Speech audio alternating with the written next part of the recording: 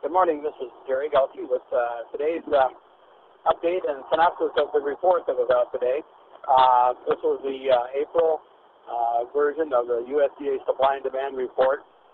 It did not talk about the 2010 crop, but most analysts will just extrapolate right on through and use the USDA's number and guess at what comes when they do report that in the May report. So we got a month ahead.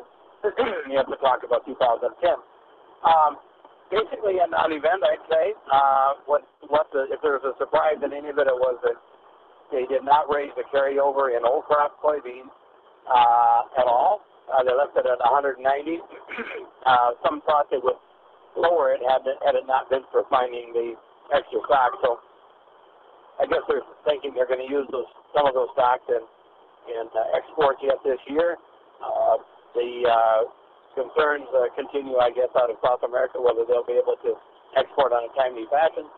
So we've got the traders pulse rating, so to speak. They buy the July or the May and sell the November, or just buy the July and November just kind of goes up with it. So right out of the bat, we were up 12 in beans, up 6 in old crop beans, and then up 6 in new crop.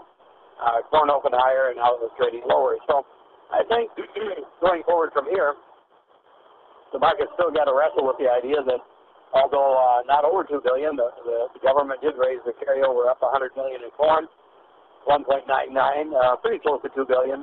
They did not lower exports, and they did reduce seed usage, 100 million bushels, which was flies in the face of what a lot of farmers thought and what some in the market thought the only chance that we had really of getting usage down higher would be that the thought that it takes more of the 50-pound test weight corn to feed and thereby increasing this amount of corn. But I think when you think about it, the government and everybody else, when you buy corn to feed, you divide whatever pound you got in the semi or whatever by 56, and that's the bushel. So it matters not if you got a big pile of 48-pound test weight or a smaller pound is a pile of 56 pounds. So a bushel is a bushel the world around, they say. So then we're settled with plenty of corn. There's nothing that can happen out here to make us run out of old crop corn. It's just a matter of how tight farmers will hold and whether there's any more rumblings out of China. 2 days ago, there was thoughts that China might be wanting to import some corn. Rumors were registrations were wanting to be issued by some of the exporters or importers out of China. And ferreting that out, it was more likely that it was a local who started that rumor, who manages and trades for a large spec fund. At least that's the thought. It's a rumor, no fact in it. But I think that's the case because, lo and behold, today they announced that they may have to dump 1 million tons in China to keep the price down. I think they want the price of corn high going into their production because they want more corn planted. They know they can't hardly import enough to meet their needs. It's a lot of faulty imports if they run short of corn, whereas beans, South America will respond. So I think with China, it's not necessarily a price matter of what it costs, it's what internally is happening to their domestic economy. They do not want inflation, and goodness, they're trying to slow their economy down to get below 10%, which is something we just die for probably. Wheat, if there's any market out there that should have gotten legs, it might have been wheat because there's so many people short this market. Everybody knows there's 1 billion bushels left over. We can't hardly compete in the world, although we've gotten better because we got cheaper. So it's a billion bushels of wheat for the next 2 years and maybe 2 billion bushels of corn for the next 2 years. So we may be in for some long, sleepy markets in here short of a crop problem that we desperately need someplace to get rid of some of this world supply. Finally, we've had supply catch up with demand, and that's what happens when you get $5, $6 corn, and you get $12 soybeans and $15 wheat. Eventually, it comes back to haunt you in some manner. So the good news is we may see more ethanol being used if the price of corn comes down or stays where it is.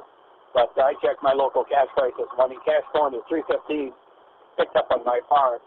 I put that in my cash flow rather than, say, a $4 visionary number that I would like to see. That doesn't work real well. If I put in $9 beans, which I can still get pretty close, 8.85 and certainly 9 for January, that works pretty good. So I'm thinking that we may be in for a surprise at the end of June that we find more beans planted out there, even with decent weather, than what most think, and maybe not quite as much corn, unless it just is super weather. So right now, 89 million times whatever yield you want to use gives you enough corn again. So not a lot more to do than what we've already done. I think my advice to clients has been to get as close to 100% sold for old crop and new crop as you can stand. A lot of farmers are not real healthy with doing that this early in the year, but and they maybe turn out to be right. But in the meantime, I think there's downside in December corn. We've thought about selling some 2011, but have not yet. I think I may wait until a weather scare of some sort if we get one. If we don't get one, then the crop is even bigger. For soybeans, I see no reason, regardless of what the spreaders and traders want to do, to own any more old crop beans.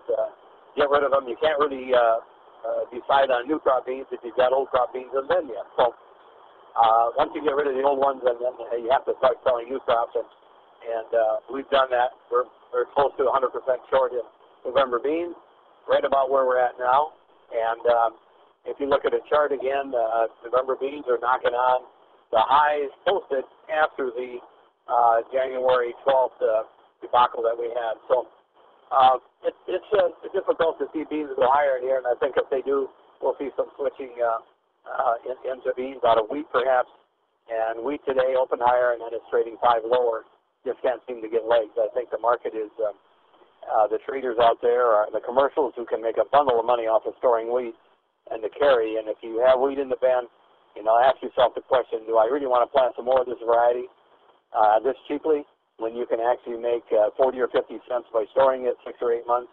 And you may make more money. You may make more money on the wheat you got in the bin, selling the carry and rolling it over a couple times than you would going out and planting some more, or rather than taking a look probably at soybeans, may make more money again. So we'll see if how that market reacts. But all in all, pretty neutral report, and I think we go back to weather and planting progress, and right now that looks pretty good. So with that, have a good day and have a good week.